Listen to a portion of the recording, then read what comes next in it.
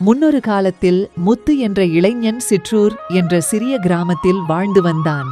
இவனது பெற்றோர் இறந்துவிட்டனர். இனி அந்த ஊரில் இருக்க பிடிக்காமல் பக்கத்திலுள்ள ஊருக்கு வேலை தேடிச் சென்றான். உச்சி வெயில் அதிகமானது. அப்போது நடந்து வந்த களைப்பில் ஆலமரத்தடியில் படுத்து தூங்கினான். அப்போது அவனை யாரோ தட்டி எழுப்புவது போல் இருந்தது. தூக்கம் கலைந்து விழித்த போது ஒரு பேய் மரத்தின் கிளையில் நின்று கொண்டிருந்தது. அதை பார்த்ததும் அவனுக்கு மிகவும் பயமாக இருந்தது. பேய் பேய் என்று அலறினான்.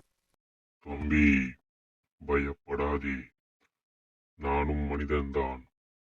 அப்போது பேயாக இருக்கின்றேன். முத்துவுக்கு கை கால்கள் நடுங்க ஆரம்பித்து விட்டன. உன் பெயர் என்ன தம்பி? முத்து. எங்கே போய்க் கொண்டிருக்கிறாய்? வேலை தேடி நகரத்திற்கு சென்று கொண்டிருக்கிறேன். நானும் உன்னைப் போல் வாழ்ந்து வந்தவன்தான். 100 வருடங்களுக்கு முன்பு வாழ்ந்து வந்தேன். ஒரு நாள் இந்த காட்டிற்கு வந்தேன். இந்த காட்டில் முனிவர் ஒருவர் தவம் செய்து கொண்டிருந்தார். அவர் தவத்தை பார்த்து நான் கேலி செய்து சிரித்தேன். கோபம் கொண்ட அவர் என்னை பேயாகும்படி சபித்து விட்டார். பிறகு நான் அவரை பார்த்து கெஞ்சி மன்றாடினேன். ஐயா, தயவு செய்து இந்த சாபத்திற்கு ஏதேனும் விமோசனம் சொல்லுங்கள்.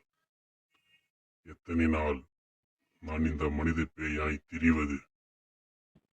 சரி, நீ கெஞ்சி கேட்டுக்கொள்வதால் உனக்கு விமோசனம் தருகிறேன்.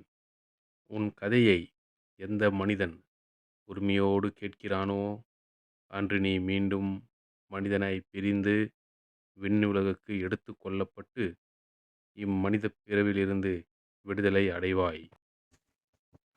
பல காலம் என் கதையை மற்றவர்களிடம் சொல்ல முயன்ற போது அவர்கள் என்னை பார்த்து பயந்து ஓடிவிடுவார்கள் என்று கூறிய பேய் மறைந்து போய் அழகான வாலிபன் தோன்றினான். சிறிது நேரத்தில் அவன் மேல் எழுந்து வானத்தை நோக்கிச் சென்றான்.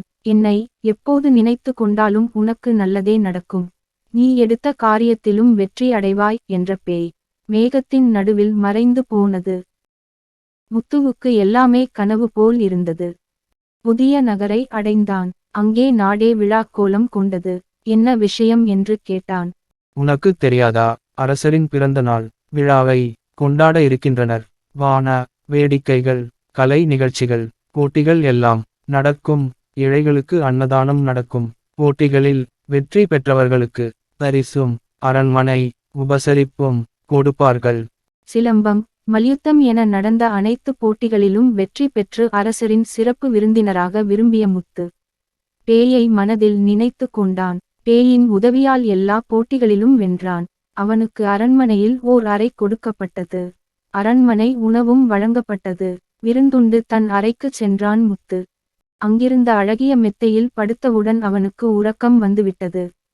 நடு இரவில் விழித்த முத்து தன் அறையில் சிறிது நேரம் உலாவினான். அப்போது சுவற்றில் காட்டெருமையின் கொம்பு பதிக்கப்பட்டுள்ளதைக் கண்டான். அதை பிடித்து பார்த்தபோது கிர் என்ற சப்தம் கேட்டது. அவனுக்கு மிகவும் ஆச்சரியமாக போய்விட்டது. தரையில் ஒரு சுரங்க வழி ஏற்பட்டது. அதில் அவன் இறங்கினான். கீழே பெரிய அறை ஒன்று இருந்தது.